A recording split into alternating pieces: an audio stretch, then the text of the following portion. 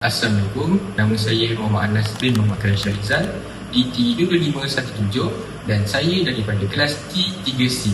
Hari ini saya akan membuat sedikit tadabbur surah Al-Mulk, iaitu ayat 16 dan ayat 17 dan seterusnya ayat 20 dan 21.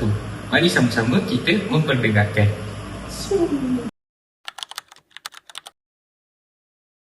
أعوذ بالله من الشيطان الرجيم أأمنتم من في السماء أن يخسف بكم الأرض فإذا هي تمور صدق الله العظيم.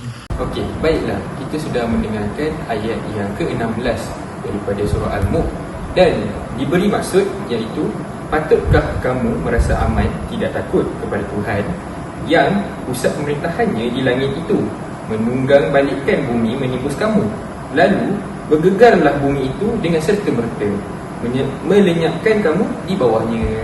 Daripada ayat tersebut, menurut kitab Fi Zalil Quran yang menyatakan bahawa manusia hanya melihat alam yang zahir, sedangkan Allah berkuasa melakukan apa-apa sahaja dan bila-bila masa.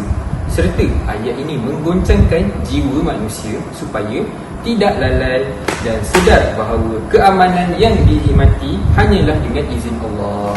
Dan yang terakhir sekali, iaitu bumi yang menjadi tempat tinggal kita juga berada di bawah kekuasaan Allah dan boleh berubah menjadi azab jika dia menghendakinya.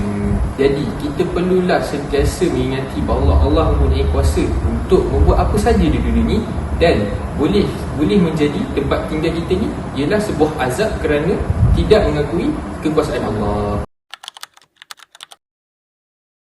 A'udzu billahi minasyaitonir rajim.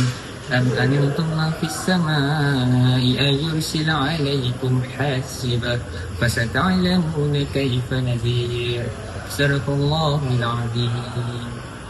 Baiklah, menurut ayat 17 surah Al-Mulk yang diberi maksud, atau patutkah kamu berasa aman, tidak takut kepada Allah yang pusat pemerintahannya di langit itu, menghantarkan kepada kamu angin ribut yang menghujani kamu dengan batu, maka dengan itu akan mengetahui kelak bagaimana buruknya kesan amaranku. Baiklah, menurut daripada segi tadabburnya melalui kitab Fi Zalil Quran, di mana Allah mengingatkan bahawa azab boleh datang dalam pelbagai bentuk dan bila-bila masa.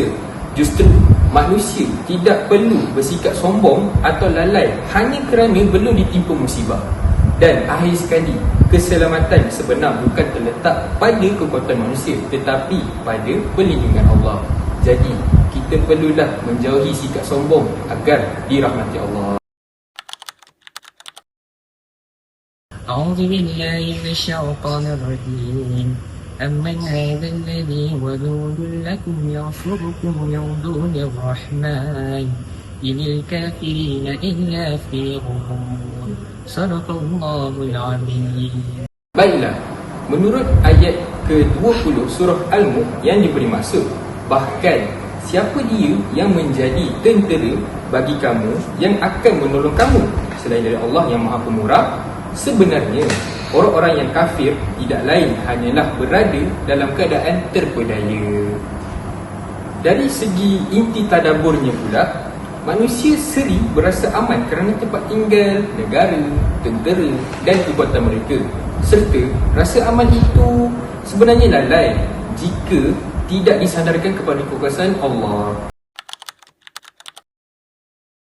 أعوذ بالله من الشيطان الرجيم أمن هذا الذي يرزقكم إن أمسك رزقه بل لجوا في عتو ونفور صدق الله العظيم.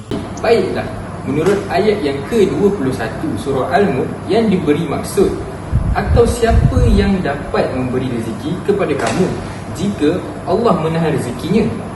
Tidak ada sesiapa pun, bahkan mereka yang musyrik itu kekal terus dalam keadaan sombong, angkuh serta melarikan diri dari kebenaran. Baiklah, daripada segi inti tadabburnya menurut kitab Fi Zalil Quran juga, iaitu manusia menyangka rezeki datang semata-mata daripada usaha mereka. Dan ia juga mengingatkan bahawa usaha hanyalah sebab, tetapi Allah ialah pemberi rezeki yang sebenar. Dan jika Allah menahan rezekinya, tiada siapa yang mampu memberikannya. Kita perlulah beriman kepada Allah yang maha pemberi rezeki, kerana setiap rezeki yang diberi oleh Allah boleh ditarik semata-mata jika kita bersifat angkuh dan sombong. Jadi, apakah pengajaran yang kita boleh dapat daripada 4 surah yang kita pilih tadi? Yang pertama, iaitu sentiasa sedar bahawa Allah maha berkuasa ke atas seluruh bumi, termasuk bumi yang kita diami. Dan setiap musibah yang berlaku mengingatkan manusia supaya kembali kepada Allah. Dan seterusnya, iaitu kita hendaklah yakin bahawa pertolongan Allah adalah sebaik-baik pertolongan, dan jangan bergantung sepenuhnya kepada harta, pangkat, tentera ataupun manusia. Dan pengajaran yang terakhir, iaitu semua rezeki datang daripada Allah walaupun manusia perlu berusaha mencarinya. Kesimpulannya, surah Al-Mulk ayat 16, 17, 20 serta 21 mengingatkan manusia agar sentiasa bertakwa, bergantung kepada Allah, mensyukuri segala nikmat yang diberinya, serta tidak lalai dengan kekuatan dan kesenangan dunia, kerana segala perlindungan dan rezeki datang daripada Allah SWT.